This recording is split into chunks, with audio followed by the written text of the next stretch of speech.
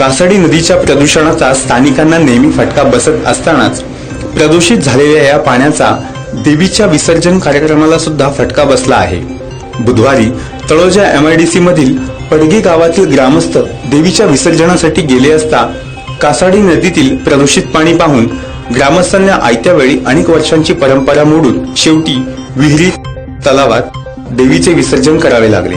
या घटनेमुळे ग्रामस्थांनी तीव्र संताप व्यक्त करीत संबंधित कारखान्यांवर कारवाईची मागणी केली आहे। आम्ही देवी विसर्जन करण्यासाठी आल्यानंतर आम्हाला असं आढळलं का हा प्रदूषण पाणी आहे आणि त्याच्यामध्ये केमिकल ऍसिड असल्यामुळे आम्ही असा निर्णय केला का आमचे देवी हा दुसऱ्या ठिकाणी टेम्पोमध्ये आम्ही घेऊन गेलो आणि विसर्जन केले। साधारण गावामध्ये कम से 10 मंडल आहेत। त्या 10 मंडलापैकी आम्ही ज्यावेळेला इथे देवे घेऊन आलो त्यावेळेला आम्हाला समजलं का पाणी केमिकल युक्त आहे। त्यामुळे आम्ही असं विचार केला का इथंच आपण आरती करून देवे दुसऱ्या ठिकाणी विसर्जन करूया। त्याच्यात काही मंडळांनी शंकरच्या मंदिरात जाऊन विसर्जन केलं। काही आमच्या गावाच्या समोर एक विहीर आहे, त्या विहिरीमध्ये 3 देवांचं विसर्जन केलं। तर रात्री एवढा प्रॉब्लेम झाला या पाण्याची मुलं, कारण नाग म्हणजे देवी विसर्जनचा टाइम नाही, पाण्याचा एवढा सांडपाणी इथे होता, केमिकलचा एवढा वास यायला लागला। नाही तर आम्हाला गाडी भाड्याशी करून ती देवी रोडपालच्या तल्यावर नेऊन विसर्जन करायला लागली।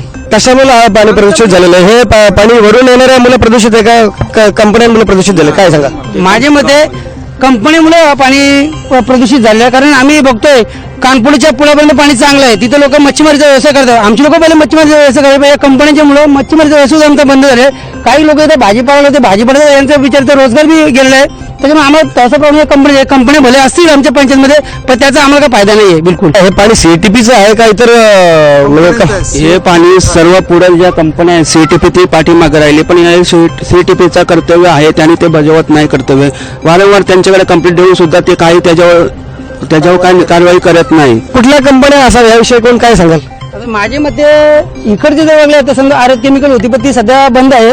पण तिकडे एशियन पेंट पासून जे पुढून ज्या कंपन्या तिकडच्या वलपाद्दीमधल्या त्या कंपन्या जसं केमिकलच्याच आहेत तिकडे बहुतेक। तुमचं म्हणणं का हे पाणी CTPला नाही पाठवतो डायरेक्टली? डायरेक्ट माझ्यामध्ये ऑनलाईन डायरेक्ट नदीतच सोडतात ते, माझ्या गटाराने नदी सोडले होते। पावसाळ्यामध्ये गवत असल्यामुळे कारण आम्ही ते जाऊ शकत नाही बघण्यासाठी, नाही तर आम्ही खरोखर गेलोच असतो। कुठली काही कंपनी असते ना, मग आम्ही तिथे गेलोच असतो। आता गौतमला आम्हाला समजायला मार्ग नाही का कुठल्या नक्की कंपनीचं पाणी आहे। यापुढे या कंपन्यांवर काय कारवाई झाली पाहिजे अशी तुमची कारवाई म्हणजे कमी काही त्यांचं सांडपाणी ETPचा एवढं प्लांट बांधलेलं आहे मेडिसिन, ते तिकडे शिफ्ट करावं ना पाणी, नाही ETPला चार्ज भरतातच ते तिकडे टाकावं पाणी तो, असं आमचं म्हणणं आहे। यापुढे देवी विसर्जनासाठी मग आता नवीन काय तरतूद करायला लागेल आपल्याला? नवीन तरतूद आता बघूया, आता इथं जर पाण्याचं काही सोल्युशन जर निघत असेल बाय चान्स तुमच्या माध्यमातून, तर मग काहीतरी पर्याय आम्ही काढून बघूया कंपनीशी एकदा बघू कुठल्या कंपनीचं पाणी आहे, एकदा त्या कंपनीला समज देऊ, जर जमलं तर ठीक आहे, नाही तर मग काहीतरी आम्हाला पुढचा विचार करावा लागेल। आपण हे पत्रव्यवहार का करत नाही महाराष्ट्र प्रदूषण नियंत्रण मंडळाशी? त्यांच्याकडे काय नाही कारवाई तक्रारी करत? वारंवार केलं होतं। आमचे बालाराम पाटील यांच्यासोबत आम्ही हे मोर्चा नेला होता आणि प्रदूषण मंत्री रामदासभाई कदम हे त्यावेळी ना येताना आम्ही हे पत्रक ACP कमिशनर साहेब आपल्या यांना दिले आहे। प्रदूषण मंडळाकडनं काय दखल घेण्यात आलेलं आहे याविषयी? प्रदूषण मंत्रालयाकडे असे काय दखल घेत दिसत नाही, कारण ते बरेच वेळा आम्ही विसर्जनला येतो तेव्हा परत तीच पोझिशन वाटते। दरवर्षी अशाच प्रकारे आम्हाला विसर्जनला, आणि मग यावर्षी तर विसर्जनच केलं नाही।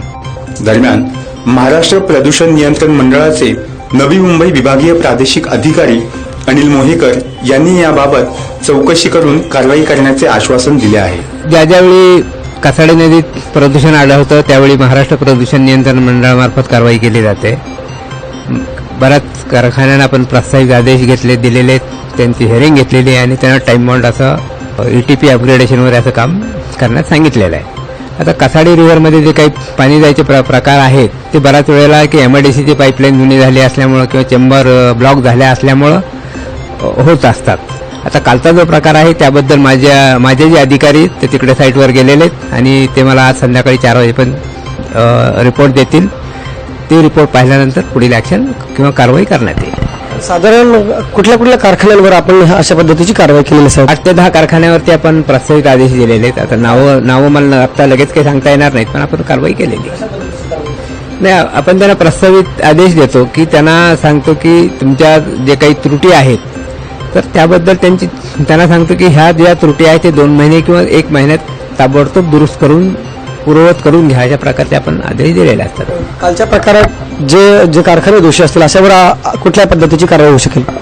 आता आमचे अधिकारी गेलेले आहेत, त्यांचा काय रिपोर्ट येतो आणि त्याप्रमाणे आम्ही कारवाई करू।